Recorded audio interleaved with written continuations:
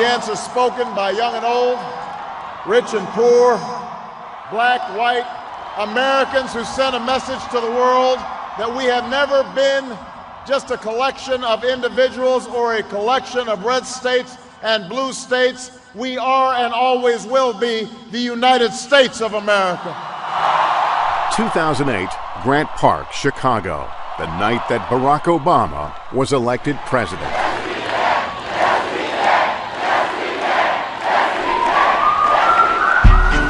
Now, 8 years later, President Obama is going home. We joined him on Air Force One for his last trip to Chicago as president, to say farewell to the nation.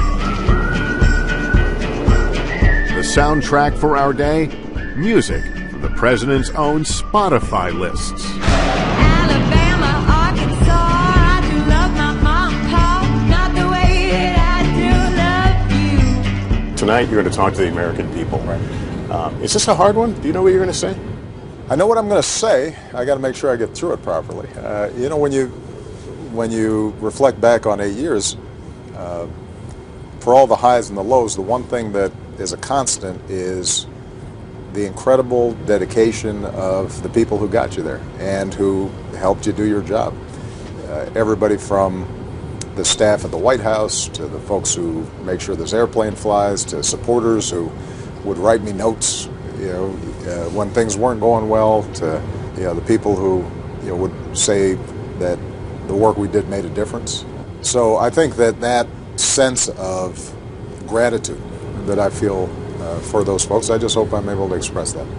You have been a lot of places on this airplane, Yeah. Around over 400 missions, Right. we're told. What's it like to be on here? This is the final flight, or the final trip. Well, this is the final trip. We get our last flight after the inauguration, but this will be my final trip as president.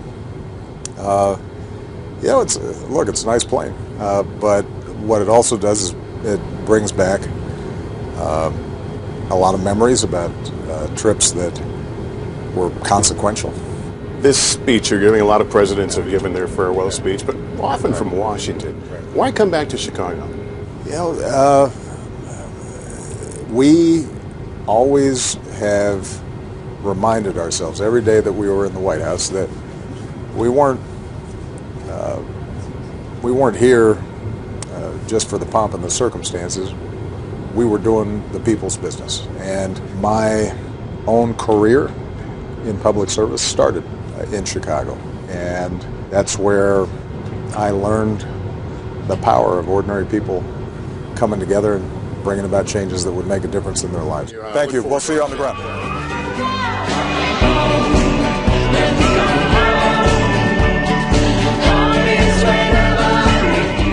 Chicago, the city he loves, that clearly loves him back. In the freezing cold, people lined up before dawn for free tickets to his last speech. This is a historic moment. It's literally our last chance to see President Barack Obama speak. We're going to miss Obama. Chicago loves you. Obama! Line up! Ready to go! But before his public appearance, a much more private one, he brought us to his favorite Chicago diner, Valois. My first apartment was a block away at 51st in Blackstone, so I used to come here for breakfast. These guys didn't pay me a lot of attention at the time. Now he's a big deal. Good to see you. How you doing? You doing good? Absolutely. Thank you, guys. So I should ask for the presidential discount when I come back? Well, I don't know about that. They can't afford discounts, but the food here is great. The people are wonderful, and this is a real gathering place for folks all around the Hyde Park and all around the South Side. So, all the years that I was organizing, you got good food, and it was cheap. You know, you fill yourself up, and I didn't cook a lot back then. You cook now? Oh, I don't cook a lot now either. There was like a point in between where I was doing a little cooking. Testing 1, 2, 3. You guys got sound? We sat down to talk not about the news of the day, but about his reflections on the last 8 years. Let's talk about the journey. It did begin in Chicago. I'm only going to do this once in the interview, I promise, but I want to show you something. You have, of course, seen it. It was Grant Park. Yeah. The victory night. I want you to watch this. The road ahead will be long. Our climb will be steep. We may not get there in 1 year or even in one term. But America, I have never been more hopeful than I am tonight that we will get there. I promise you, we as a people will get there.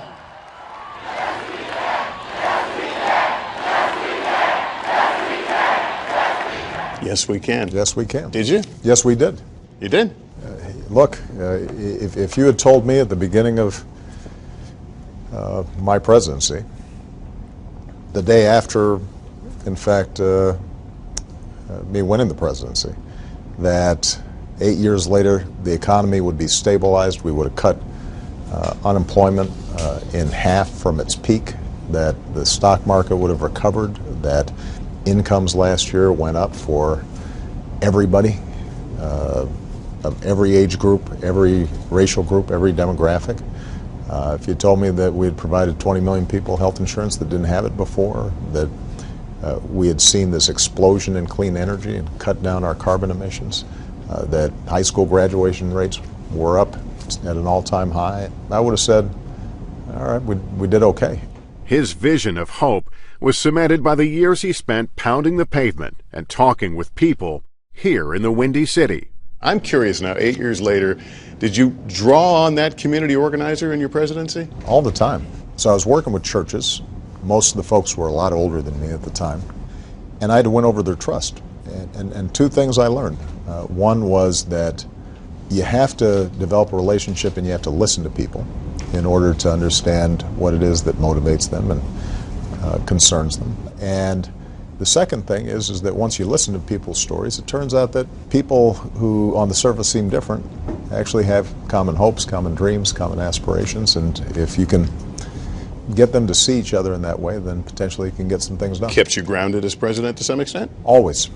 And that was just the beginning of our extraordinary conversation, covering 8 years that made history, but didn't always make the progress he promised. Can you remember a moment in which it just struck you that they're going to fight me at every turn? Well, that happened early. An evening of hard questions. Didn't the recovery, uneven as it was, plant the seeds for the election of Donald Trump?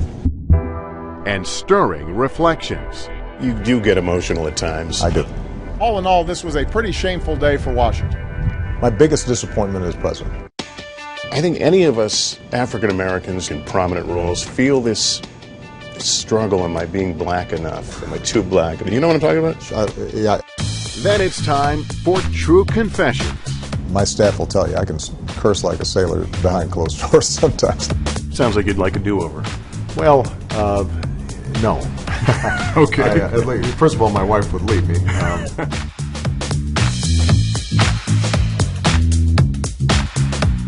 Hey, NBC News fans, thanks for checking out our YouTube channel. Subscribe by clicking on that button down here and click on any of the videos over here to watch the latest interviews, show highlights, and digital exclusives.